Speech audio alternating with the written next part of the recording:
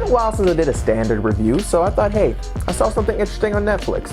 I'll share it with you guys. So Code 8 stars Robbie and Stephen Amell, and it takes place in this world in which people with abilities, superpowers, stuff like that, they've been around for quite a while. You know, they're pretty much part of everyday life. They help build the cities and all that. But once automation came around, you know, people kind of didn't see their use for them anymore, actually developing kind of a prejudice and fear for them. So for a lot of people with abilities, they kind of just live in poverty, barely getting by. Robbie Amell's one of these guys. He is what they call electric, essentially his electric powers. And he has a sick mother, and he's trying to take care of her, but you know, the money's not there. He can't really send her in to get a doctor. And he's struggling to get a job, you know, because people are afraid of people like him. So he takes all these odds and ends jobs by just sitting on the curb, which eventually leads him to Stephen Amell's character, who is this guy that works with this drug lord, and he recruits him to do a job. And after seeing that he's pretty proficient in a high level electric, he starts to bring him more and more into the fold to try to make this one big score. But of course, just like any kind of crime drama, cops get involved, things kind of start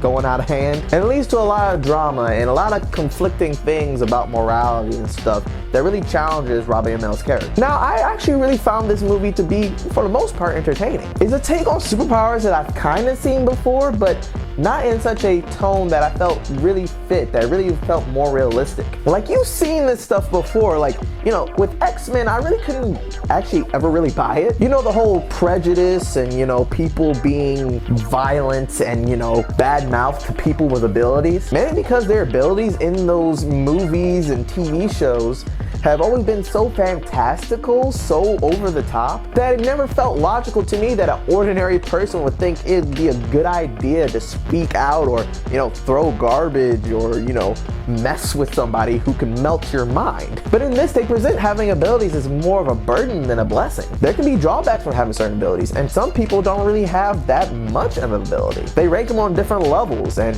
if you're in the lower end, you're pretty much just a walking, you know, toolkit at best. It's like, yeah, you can lift something up a little bit, you know, you can maybe, you know, weld something. Other than that, it's not much. But people still see them as threats, see them as a possible danger. And because of it, they're kind of ostracized. And I feel like this film really presents this world in a way that I feel like is more relatable to what's going on today. Now, this film was created based off of crowdfunding. A few years back, they put out a 10-minute, you know, short film starring Robbie Amell, pretty much playing the same character. So their goal was to just kind of raise, like, you know, I think like a couple $100,000 to make this movie. They over-exceeded by getting like, I think $3 million, which is a lot, but as far as like movies go, not a lot. So you can tell it's a very low budget film, but they use it effectively. They don't go more than they should. They know what they are. They know they are this low budget film, and they use the effects and, you know, the runtime that comes with being a low budget film. You don't see people flying around and, you know,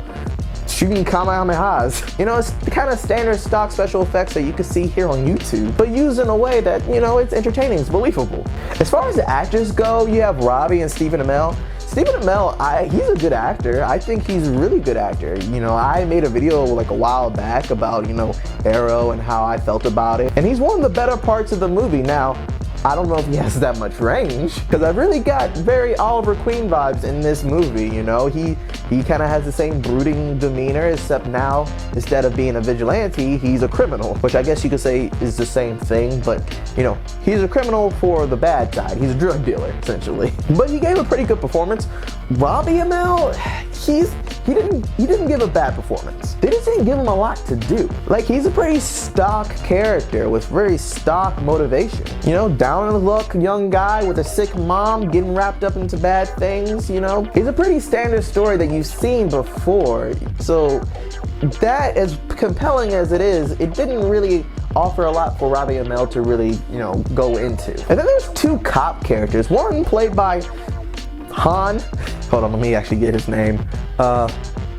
Liu Kang, Han from Fast and Furious. He plays a cop, and he's fine, you know. He's just, you know, the cop that, you know, he's doing his job. He understands people are, like, you know, struggling and stuff, but he knows, you know, you set the obey the law and all that stuff.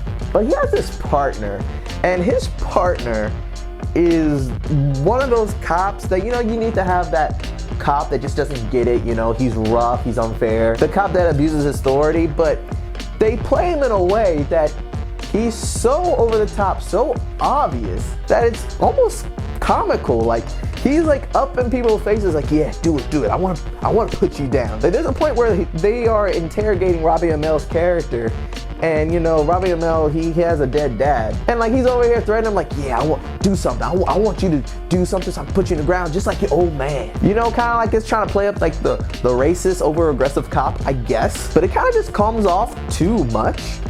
And speaking of too much, there's also this drug dealing kingpin guy who's like, you know, he's also, you know, someone with powers. But how he's dressed up and how he acts, he looks so slimy that when they do deals with him that you're like, you shouldn't trust him.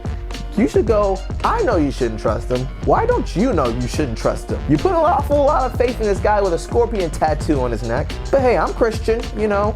I don't judge people by, you know, their looks. But when they're, you know, a drug dealing psychopath, maybe I should judge a little bit. The only problem I really have is that I don't feel like we really live in the world long enough to really explore all it has for us. Like, they present us this world, but, you know, they kind of just breeze through it. You know, we just kind of focus more on this crime drama aspect with Robbie Amell's character, which is fine and all, but you know, it makes you really wanting for more. And the way it ends, it just kind of ends, you know, it just kind of goes like, okay, it's over, and yeah, wrap up, we're done. It almost seems like this is almost like a pilot, you know, it's like, hey, here's this, you know, hour and 30-minute pilot to set up this series that we want to do. Which, as a series, yeah, do it if you can. I would want you to. This is not unpredictable. You predict a lot of things that are probably going to happen in here. Like, it's a standard crime drama, but it's a crime drama with a neat premise. It has a neat world that I would really like to explore more. And overall, I found myself having a really good time with it. So if you're, you know, during this whole quarantine season, you know, find yourself going through Netflix and you see Code 8 scroll by, check it out. It's only an hour 30 minutes. I think you'll have a good time. And that's all I have to say, guys. If you've seen it, tell me what you think about it in the comments below. If you have any movies that are on Netflix that you think I would like to, that, you know, I might want to review, let me know that too. And until next time, take care.